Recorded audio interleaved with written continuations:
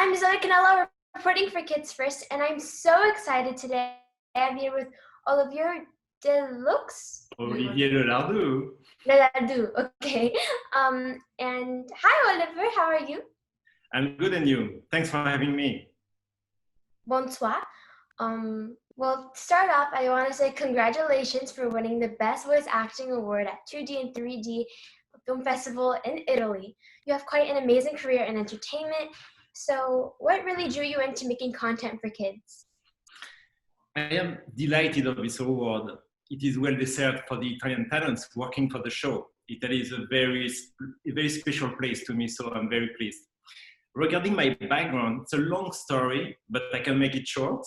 I'm fascinated by animation, computer graphics, and everything visual since I'm 12, more or less. I had my first computer at that age. It was a Macintosh 2, thanks to my parents. And then I started to create pixel art and later on my first CG images with a software called PovRay. So I trained myself for years like this in parallel of classic study until 18 years old. And it's a really, really early stage passion, in fact. But to answer your question, what drew me to work on content for kids? I do think it's because of my father's passion about photography. He's not professional, but he's really good. And on the other hand, my mother was teacher for young kids.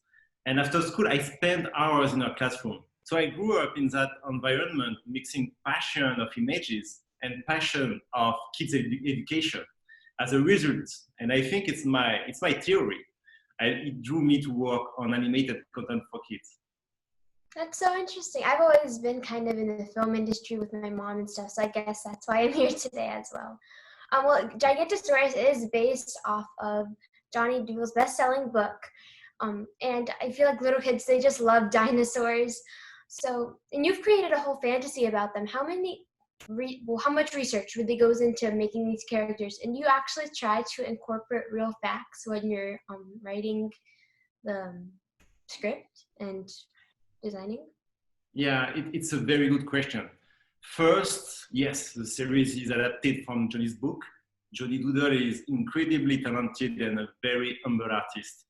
For me and everyone at the studio, it's a huge honor to work on his creation. And for the adaptation, sticking on the original design as much as possible was a kind of obsession. So if you compare the look and feel of the book and the TV series, you can notice it's very, very close. Of course, the book focuses on a limited number of characters and a few jungle places. But for a TV series of 52 episodes, we had to expand massively the environment in order to tell stories, original stories, for a total duration of almost 600 minutes. So with my team in Paris, for 6 to 8 months, we seriously explored Cretaceous scientific studies on internet and also a lot of science books. We selected dino species, plants, flowers, trees living on Earth at that period. It was fascinating and very important for us to recreate a credible environment. But, having said that, if you think about the dinosaurs era, it was a period of deep jungles with a population of huge monsters with big teeth. So it was not that much a nice place to live for a human. So the visual approach for the environment was to keep it as a happy place full of bright colors and fantasy. So that's the thing. Yes, definitely. And you don't have a dinosaur in front of you. So, I mean, I guess I was thinking it must be hard if you don't have a real life reference. But after watching the show, I think you did a fantastic job. Thank you. So, of course, Gigantosaurus launched just a year ago, and it is now internationally worldwide. So what do you think really gives it that international appeal and people all around the world really love the show? Yes, the series is a success worldwide with 1 season already on air and 2 more seasons in production. I think kids love Gigantosaurus because it's let's say a good mood show and the visual is pretty unique. Also, the work done on the animation is epic, you know, making the style a little bit hybrid between realistic and slapstick. So big up to the animators. And in terms of storytelling, we really much empathize with the four little dinos heroes. And we also have a lot of fun and emotions within the stories. And thanks to Jackie Moody, head of writing on the show, and the pool of writers. So it's my point. Yes. Oh, also, you did release a video game in March in partnership with Outright Games, and you were going to do a worldwide musical. Well, now because of coronavirus and all of this, do you think you had to push back the date, or is it still going? Do you think it's still going to happen? Yeah, it will happen. But yes, the COVID issue is making everything more complicated. Regarding the video game, we did a soft launch on the digital platforms exclusively because of the COVID. And hopefully it went very well. But we plan to release the retail version of the game for Christmas this year. Hopefully we will be able to do that. About the musical tour, we are still in the middle of the development, so I can't tell you too much about it. We'll have to do another interview later. But I do hope the COVID issue will be behind us before we launch the tour, of course. I'm very excited to see it. Also, you worked with Michael J. Wilson, the creator of the Ice Age franchise. That is so cool. On a script for big musical screen for Gigantosaurus for 2022 or 2023. So what can you really tell us about that? Yeah, so I have a lot of fun collaborating with Michael on the movie. You know, he's a big creator. He worked on Ice Age. He has a huge experience with comedy and animation. So it's a big step for the property. I mean, Gigantosaurus property. And also, it's a big step for me as it's my first big screen project. You know, I'm a TV director. The script is close to be final as, let's say, first version for now. The movie concept keeps the DNA of the series and the book, but we go deeper in everything related to the character personalities and globally the values coming through the Gigantosaurus property. And believe me, we are not just pushing the TV series onto big screen. The project is real cinema with a story full of adventures, explorations, comedy, music, songs, and intense emotions. Usually we restart the development from scratch in order to reach the quality standard we can expect from an epic movie. You know, again, we are not just pushing the TV on big screen. Yes.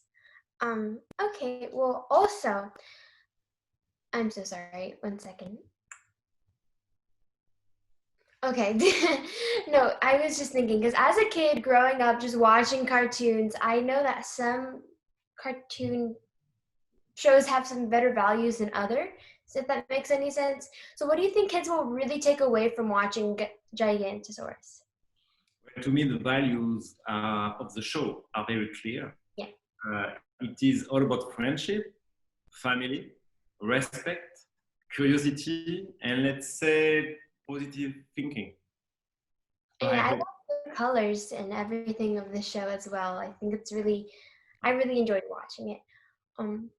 Well, one of my dreams is, well, I am a voiceover actress as well, pursuing, I guess. But I would love to voice, an animated character.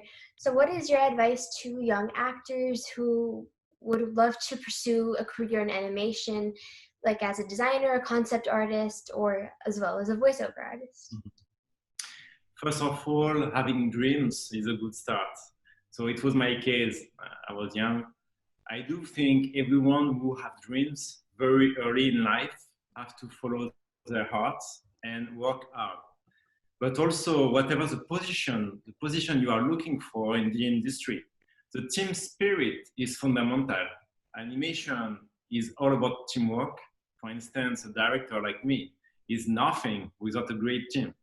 So to sum up, the values and what you have to keep in mind is open your mind, follow your heart, work hard, choose carefully the people surrounding you, and being a team player, a good team player.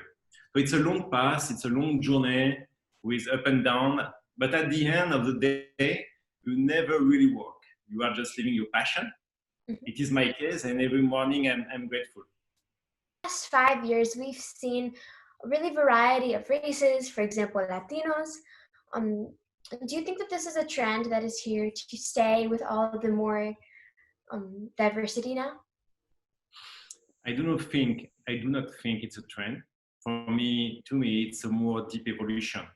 You know, since always the entertainment industry and of course the animation industry follows the society evolution, and it is totally synchronized. In fact, hopefully today we are seeing more diversity in kids content because the society is diverse, and also the content is made to be global, meaning we are not producing content for local markets anymore. Now the creations need to be global and representing everyone on the planet. But you know, animation always been a universal language. So it is the beauty of animated storytelling. Thank you so much, Oliver. That was a wonderful answer. I had so much fun talking to you, and make sure to check out some other film critics on this channel. And bye. Bye bye. Thank you.